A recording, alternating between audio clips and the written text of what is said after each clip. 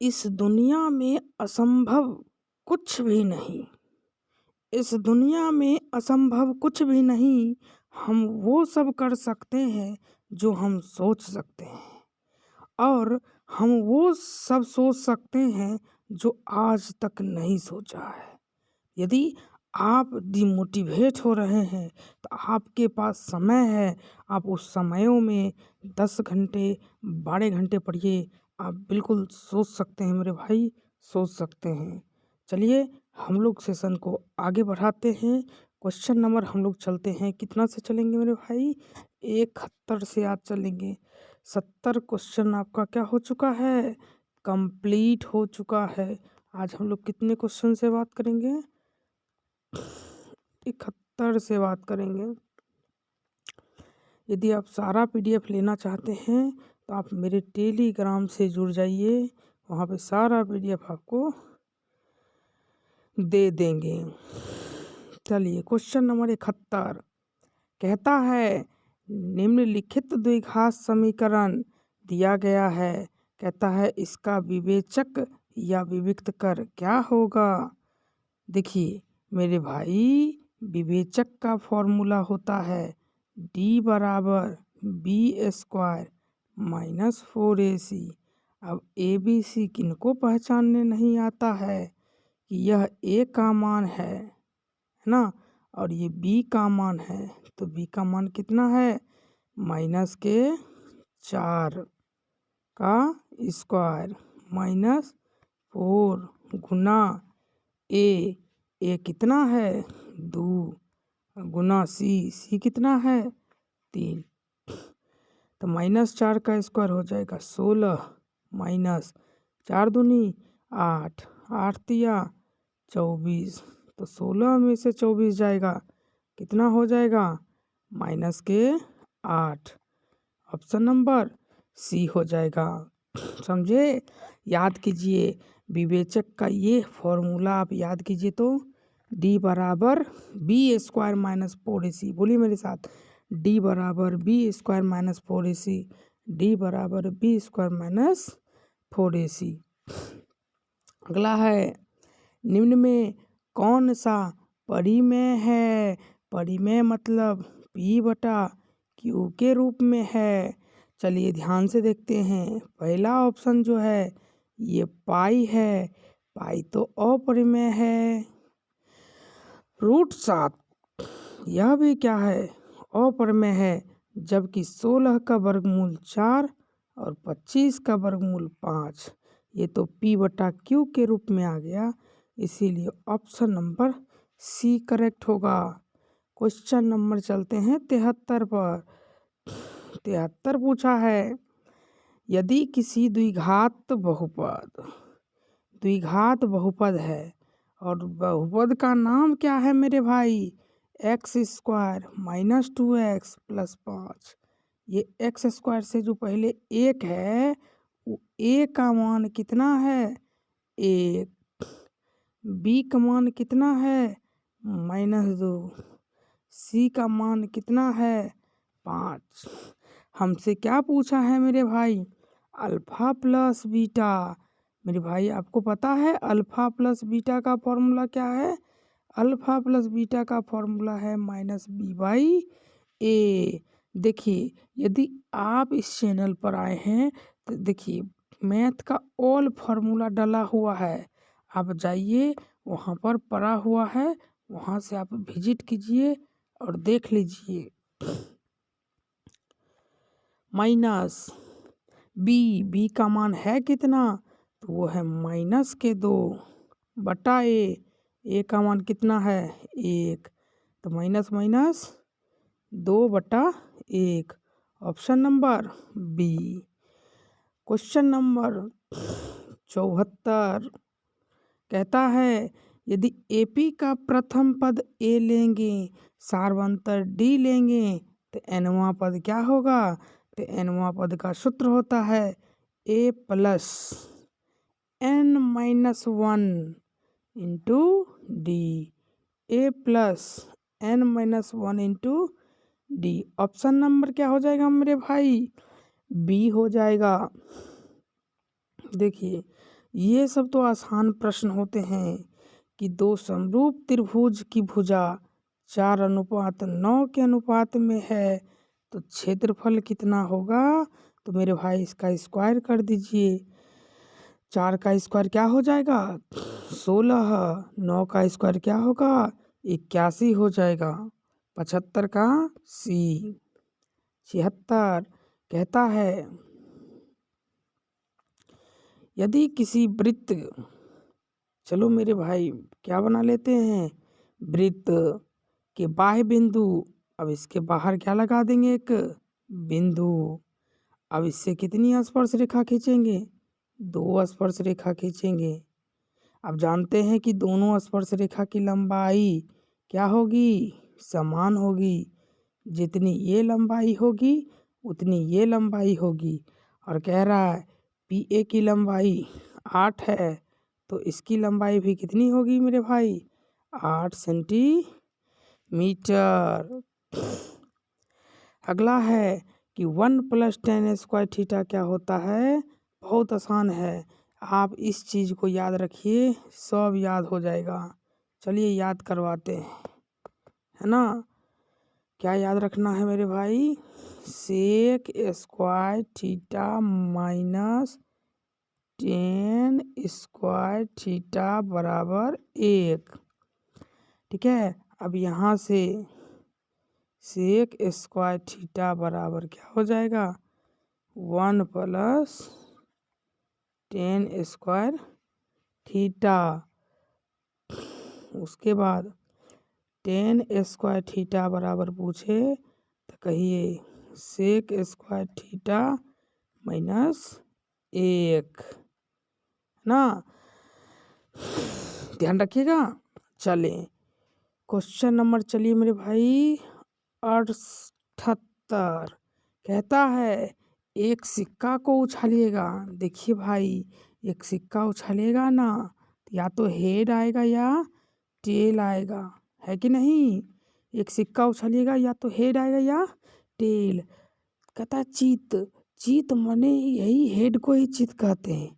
तो एक सिक्का उछालते हैं तो कै गो चीज आ सकता है 2 गो चीज आ सकता है। उसमें हेड आना चाहिए। हेड कै गो है एगो है 1/2।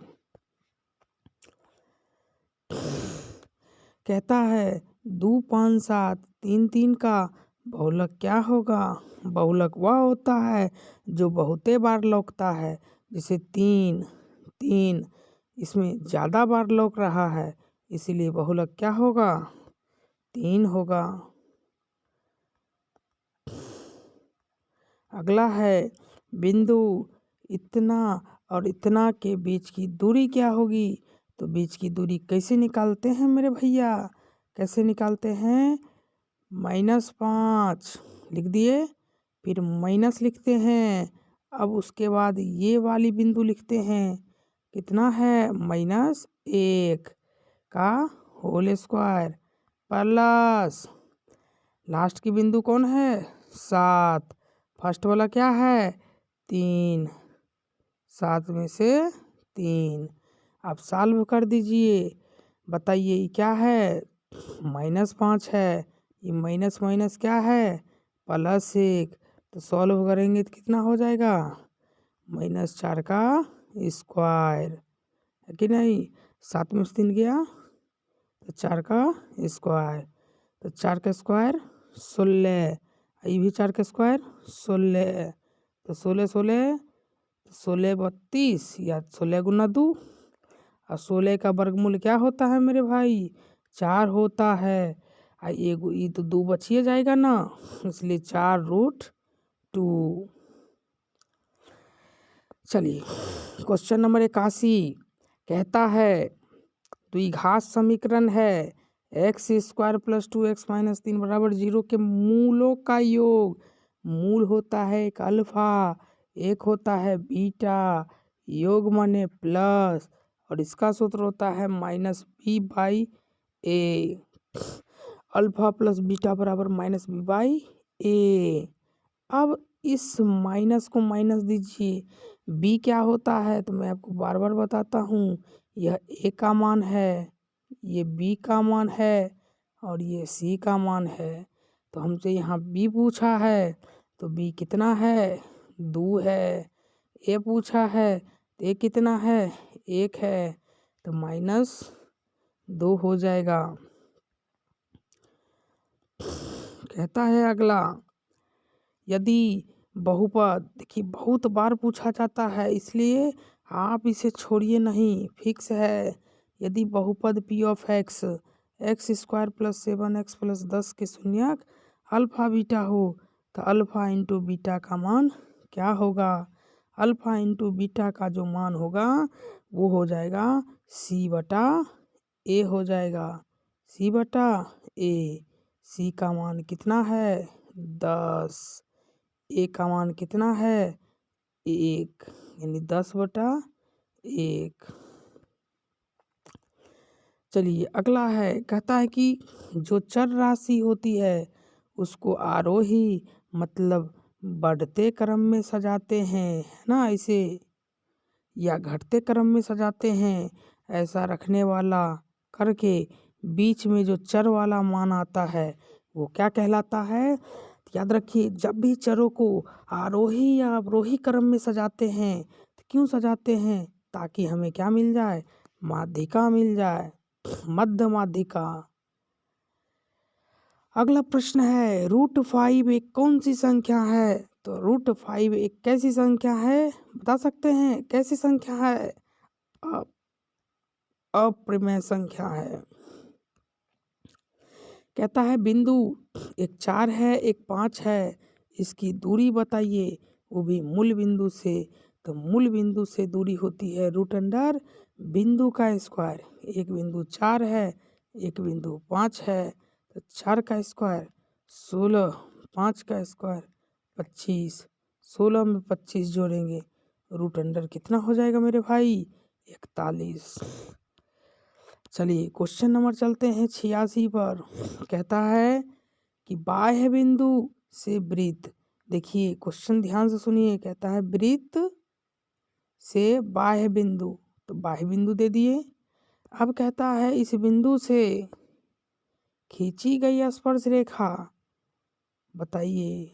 स्पर्श रेखा तो मैंने अभी अभी बताया ना कि इस स्पर्श रेखा की लंबाई और इस स्पर्श रेखा की लंबाई क्या होती है, समान होती है।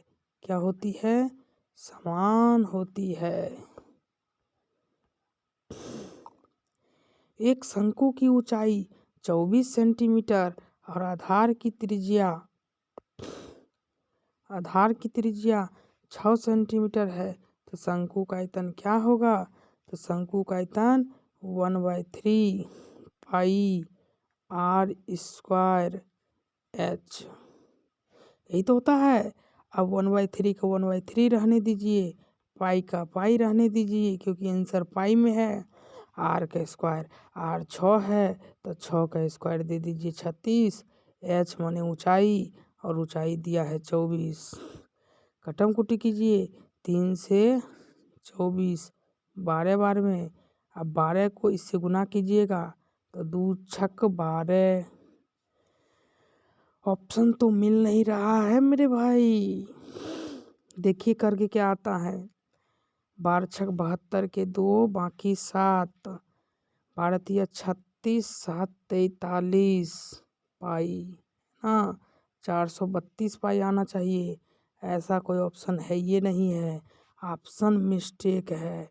क्या आप मानते हैं, बिल्कुल मानते हैं, क्यों नहीं होगा। हो सकता है यहाँ व्यास दिया होगा, ये भी तो हो सकता है। ठीक है, चलिए क्वेश्चन नंबर चलते हैं। ये क्वेश्चन मिसप्रिंट हुआ।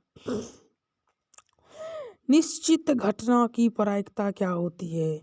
जो निश्चित है वो अटल सत्य है, वो एक है। निश्चित हमेशा एक होती है। निश्चित घटना की प्रायिकता हमेशा एक होती है। जैसा कि मैंने ये बताया था कुछ देर पहले कि 1 + tan square theta sec square theta होता है। 1 + tan स्क्वायर थीटा सेक होता है, तो आप ऐसे ही याद कीजिए कि 1 + cot square theta cosec square theta होगा। 1 plus cot square theta cosec square theta होगा, कोसेक स्क्वायर थीटा होगा। अगला प्रश्न है क्वेश्चन नंबर 89 होगा ना। 89 के बाद 90 आ गए। कहता है 90 नंबर कि कॉस है, चलिए कॉस है, पाई है, तो पाई का मान डिग्री में 180/3, 3 से 180 60 बार में, और कॉस 60 का मान वही होता है जो साइन 30 का मान होता है, और कॉस 60 डिग्री का मान है। ऑप्शन नंबर ए है। चलिए क्वेश्चन कहता है कि एक संख्या है जिसका मान है 0.32। कहता है ऊपर में रेखा खींची गई है, लो रेखा खींच दिए। कहता अब इसको P/Q के रूप में लिख के दिखाओ। तो P/Q के रूप में कैसे लिखेंगे? टोटल संख्या कितना है जी? 32। कै गो पर रेखा है? 2 गो पर, तो 32/99, 32/99। क्वेश्चन नंबर अगला आइए, क्वेश्चन नंबर 92। कहता है 2 तथा 2.5 के बीच परिमेय संख्या क्या है? 2 तथा 2.5 के बीच परिमेय संख्या कौन सी है? इसमें से परिमेय नहीं, यहाँ क्या होना चाहिए? अप्रमेय होना चाहिए। क्या होना चाहिए मेरे भाई? अप्रमेय। खुद सोचिए, क्या आप 11 का वर्गमूल जानते हैं? नहीं जानते हैं। 10 का जानते हैं? नहीं जानते हैं। 9 का जानते हैं? हाँ जानते हैं। 9 का कितना होता है? 3। जब 9 का 3 तो 10 का भी 3 से ज़्यादा, 11 का भी 3 से ज़्यादा, आई 3 से ज़्यादा ना, लेकिन आंसर कहता है 2 2.5 के बीच में होना चाहिए, तो 11 होगा। सोचिए, क्योंकि 11 का वर्गमूल 3 से ज़्यादा ना होगा जी। जब 11 का 3 से ज़्यादा तो 12 का 3 से ज़्यादा, और जब 12 के ज़्यादा तो 22.5 का ना ज़्यादा होगा 3 से। तो आंसर कौन बच गया? √5। समझे कि नहीं? अगला कहता है निम्नलिखित में से कौन सा कथन सत्य है, जो उस पर टिक लगाएं। क्या ऐसा हो सकता है कि 2 परिमेय संख्या का गुणनफल हमेशा अपरिमेय संख्या होता है? जी नहीं, ये बिल्कुल असत्य बातें हैं, असत्य बातें हैं। दूसरा कहता है एक परिमेय है, एक अपरिमेय संख्या है, इसका गुणनफल हमेशा अपरिमेय होता है। बिल्कुल बहुत सत्य बात इसने कह दी। Option number B. कहता है कि यदि n एक प्राकृतिक संख्या है, प्राकृतिक संख्या मतलब 1 है, 2 है, 3 है, 4 है। कहता है अब इसमें रूट लगा दीजिए। मुझे रूट पसंद नहीं है, जल्दी से ही रूट हटाओ। तो √1 का मान 1, 1, √2 का मान √2 ये रहेगा, √3 ये रहेगा, लेकिन 4 का मान 2 हो जाएगा।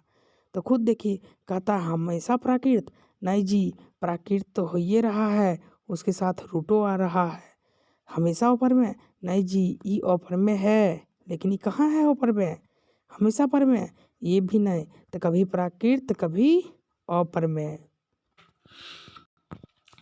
चलिए चलते हैं क्वेश्चन नंबर 95 में। आपको ये पीछे सेशन में बताए थे, बता सकते हैं कि घात 2 वाला बहुपद क्या कहलाता है? तो नाम से ही उत्तर है, 2 घात क्या हो जाएगा? 2 घात। आइए क्वेश्चन नंबर 96, ध्यान से देखिए, पढ़िए। बहुपद y3 minus 2y² minus √3y plus 1/2 का घात, घात वही होगा जो मैक्सिमम होगा। मैक्सिमम घात कितनी है? 3 है। Option number C. Question number 97 है कि एक द्विघात बहुपद जिसके शून्यकों का योग 2 है और शून्यकों का गुणन -15 है। एक द्विघात बहुपद जिसके शून्यकों का योग -2 है और शून्यकों का गुणन कितना है? -15 है। तो द्विघात बहुपद क्या होगी? तो मेरे भाई द्विघात बहुपद का फॉर्मूला होता है x² minus alpha plus beta, पूरे तो शून्य का योग कहते हैं, इंटू अल्फा इंटू बीटा, और अल्फा इंटू बीटा कितना है? -15 है। सॉल्यूशन कर दीजिए, क्या हो जाएगा? x² माइनस 2x माइनस 15 हो जाएगा। देख लीजिए कौन सा ऑप्शन है? ऑप्शन नंबर बी हो जाएगा। चलिए तो अब हम लोग 98 पर पहुंच गए हैं। कहता है कि का कौन सा मान होगा? चलिए इस प्रश्न को छोड़ते हैं आपके लिए, देख लीजिएगा क्या लिखा गया है। बहुत आसान सा क्वेश्चन है जी, है ना? आप जरूर कमेंट कीजिएगा, हम आपकी ही आशा में रहेंगे। कहता है 99 नंबर निम्नलिखित में से कौन सी श्रेणी एपी में है? एपी में वही होता है जिसका अंतर समान होता है। खुद सोचिए 4 और 2 में कितने का अंतर है? तो 2 का अंतर है। 8 4 में कितने का अंतर है? तो 4 का अंतर हो गया, तो यहाँ अंतर समान नहीं है। 3 1 में कितने का अंतर है? 2 का अंतर है। 9 3 में कितने का अंतर है? 6 का अंतर है। अंतर समान नहीं है। यहाँ से a² में से a घटता ही नहीं है, इसलिए यहाँ भी नहीं घटेगा, इसलिए यह भी एपी में नहीं है। तो एपी में कौन है? तो सब नहीं है, तो यह नहीं होगा, ये तो होबे न करेगा। इसीलिए आइए क्वेश्चन नंबर, कहता है p का मान बताइए जिससे x³ + 4x² - 8x + px + 8 ये पूर्णतः विभाजित हो जाए, मतलब पूरा का पूरा इसका शेषफल 0 के 0 आ जाए। कब? जब हम x - 2 से विभाजित करेंगे तब। तो x - 2 बराबर 0, तो x बराबर क्या हो जाएगा? 2 हो जाएगा। अब x का मान रख लीजिए, कितना? 2 रख लीजिए। x का मान 2 रखिएगा, तो यहाँ है 2 का पावर 3। क्या है?